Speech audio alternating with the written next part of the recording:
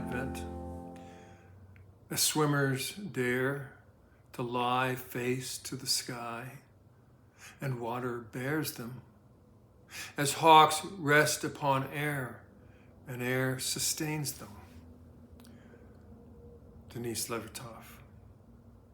Now, if you can, close your eyes and see the beauty of those images.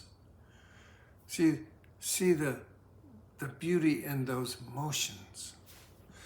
The hawk, for sure, the power and grace of its flight, so awesome to behold.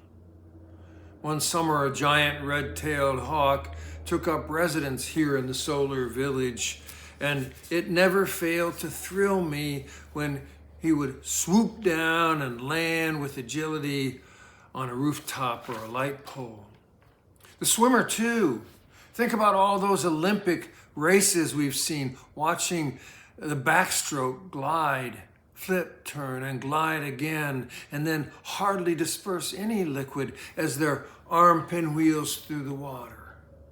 What a beautiful poem and description of utter freedom until she gets to, so would I learn to attain free fall? Really? Free fall? Now, I recognize that there are some who love danger, who love motion, who crave speed, who dream of flight, and for whom free fall sounds like joy. Not me. I have to close my eyes when I see a commercial of a Subaru getting too close to the edge of a cliff and some stupid macho expression of man over nature. Free fall, to me, gushes my stomach up into my throat. Free fall, really. I'm guessing that even most of those who love free fall and flight and who are abandoned to risk are not in that small circle of people who willingly, quote, float into Creator's deep embrace. A trust fall into the arms of God takes a special kind of chutzpah. We can get there, but most of us don't immediately approach our own death with such total abandon. Many, if not most, of the people I have had the privilege of walking with along some part of their journey toward death do in fact reach Mach 1, if not the speed of light, on their way to dying. But float into the Creator's Spirit's deep embrace, knowing no effort earns that all-surrounding grace. That's not second nature to us. Control is our knee-jerk nature. Remember when people used to criticize others who they said had a control issue? Well, I think we've figured out by now that everyone is a control freak. It's just that there are different methods for exerting control. Some are more subtle or counterintuitive than others. Denise Levertov makes the act of surrender to God sound so darn beautiful and so elegantly graceful. Luke, too, makes surrender sound easy as slipping down a slide at the playground. The only one who had a problem in that story from the first chapter of the Gospel of Luke was poor old Zechariah. We didn't read about it today, but when he had the one-on-one with the angel Gabriel, he got silenced. Literally, his voice got taken away. It happened simply because he had the audacity to remind the angel Gabriel, when the angel told him that his wife Elizabeth was pregnant, that she was beyond childbearing years. But almost everything in the Gospel of Luke, other than Gethsemane and the crucifixion, sound pretty darn easy for the spiritual superheroes in Luke's stories. Of course, telling stories is one thing, and living life is another. I want to suggest that traditional Christianity has woefully trivialized the difficulty of surrender and made it into a simple-minded formula. Picking up your cross and following Jesus, or letting go and letting God, or any other such religious cliche, undersells and damages the authentic power of true surrender. As a recovering alcoholic myself, I do not for a moment want to denigrate or question the truth and the power of surrender.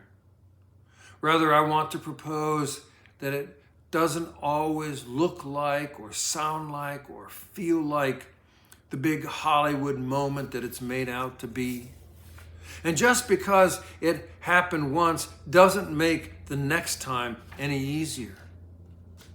That all surrounding grace of God's deep embrace that Levertov describes is not an earned thing. It's not an earned thing, as she says as a period at the end of her sentence, or at the end of her poem. Just because we've surrendered once, or just because we've been good a whole bunch of times, or just because we deserve it and it's how we imagine justice is served, means nothing when it comes to grace. I cannot say this loud enough.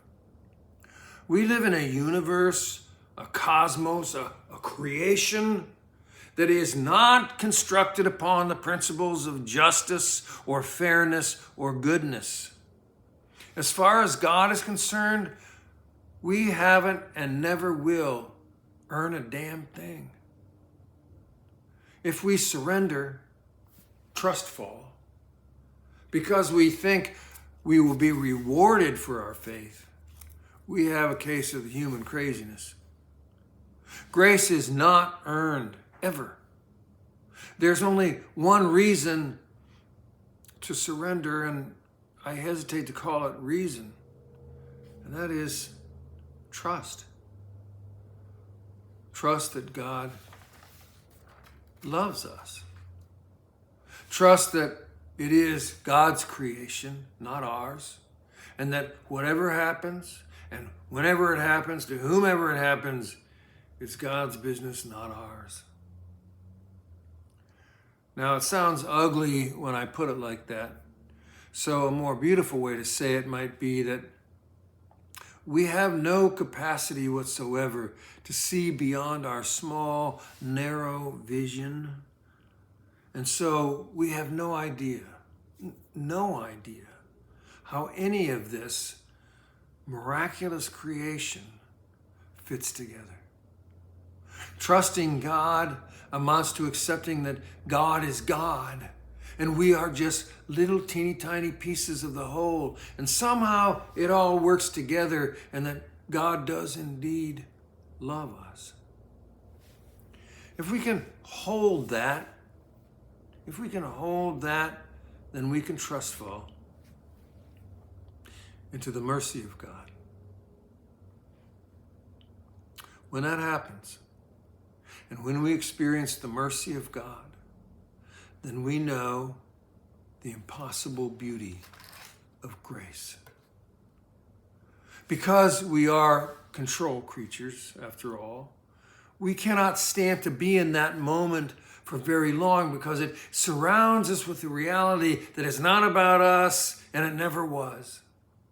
So the serenity and the exquisite depth of peace that comes when we free fall into the all-surrounding grace of God lasts a nanosecond before we have to jump out of our skins and go on living as if we were in control. That's okay. It's probably how it was meant to be. So honestly, I do not know. I don't know what Luke's Mary and Elizabeth stuff is all about. I was never pregnant, obviously. I never had to give birth, and I suspect that there are some elements of the story that just I cannot grasp, because it's an experiential leap for me. I cannot make that leap, but I do smell surrender in these stories. And I do know about that. This is the last Sunday of Advent, and we're about to enter into a different kind of space. It's a small space, just 14 days, and it's a loud and busy space full of Christmas traditions and expectations and wants and desires and more memories and grief and sorrows than most people ever want to talk about. In fact, the next 14 days are just jam-packed, whether or not we're traveling or entertaining or doing anything special. I know that the only way I am going to find anything to say on Christmas Eve or the following Sunday that has any value to anyone else will be if I surrender to what is and to what's coming and to who the author of all stories that matter. Wherever you are, wherever you might be on Christmas Eve and whoever you may be with, or if you're going to be solo in these days ahead, please know that there is a community of love that opens its arms to you. And please know that there is a God in whose mercy you will find love, whether or not you and I are ever able to surrender to it.